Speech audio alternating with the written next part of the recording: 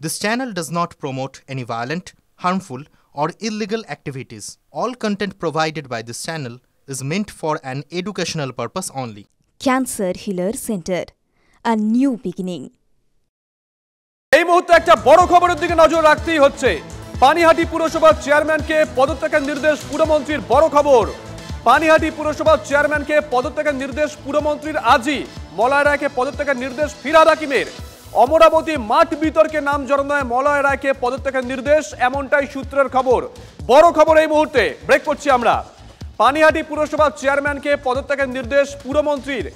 আজই মলয় রায়কে পদত্যাগের নির্দেশ দিয়েছেন ফিরহাদ হাকিম। অমরাবতী মাঠ বিতর্কে নাম জড়ানোয় মলয় রায়কে পদত্যাগের নির্দেশ, এমনটাই সূত্রের খবর। যদিও তৃণমূল সূত্রে দাবি শারীরিক অসুস্থতার কারণে পদত্যাগ করতে বলা হয়েছে মলয় রায়কে।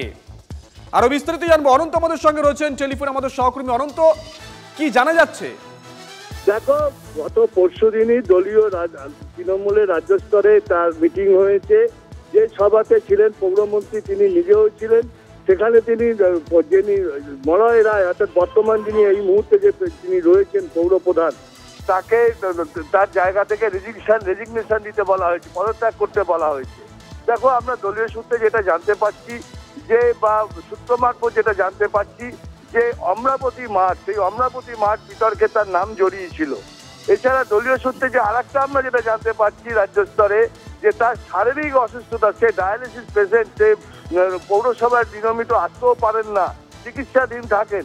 সেই অসুস্থতার জন্যও তাকে সরানো হচ্ছে বলে সেটা আমরা জানতে পেরেছি।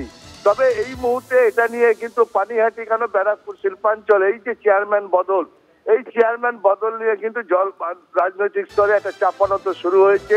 তবে আবার শোনা যাচ্ছে যে দলীয় কোন্দল, যে অমরাবতী মাঠ, সেই মাঠ নিয়ে যে দলীয় কোন্দল, সেটারও একটা ঘুরপাক খাচ্ছে এই দলীয় কোন্দল নিয়ে। অর্থাৎ দলীয় কোন্দলের জেরেই কি চেয়ারম্যান বদল, না শারীরিক অসুস্থতা, না অমরাবতীর মাঠ, কোনটা নিয়ে সেটা এখনো ধোঁয়াশা রয়েছে, এখনো পরিষ্কার হয়নি। নজর থাকবে অনন্ত, নজর রাখো। দলীয় কার্যালয় ভাঙার অভিযোগ তৃণমূলের অঞ্চল সভাপতির বিরুদ্ধে। পূর্ব বর্ধমানের মানকরে তৃণমূলের গোষ্ঠীকোন্দল। রাতের বেলায় নিজে দাঁড়িয়ে থেকে পার্টি অফিস ভাঙালেন পঞ্চায়েত উপপ্রধান, তার বিরুদ্ধে অভিযোগ দায়ের খোদ দলের মহিলা পঞ্চায়েত সদস্যর। পাল্টা তৃণমূল নেতার সাফাই, দলের অনুমতি না নিয়েই রাতারাতি ওই পার্টি অফিস তৈরি হয়েছিল।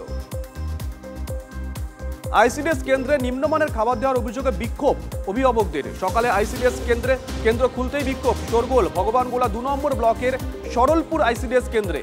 বারবার জানিয়েও কোনো সুরা হয়নি অভিযোগ স্থানীয়দের। বিষয়টি খতিয়ে দেখার আশ্বাস ব্লক আধিকারিকদের।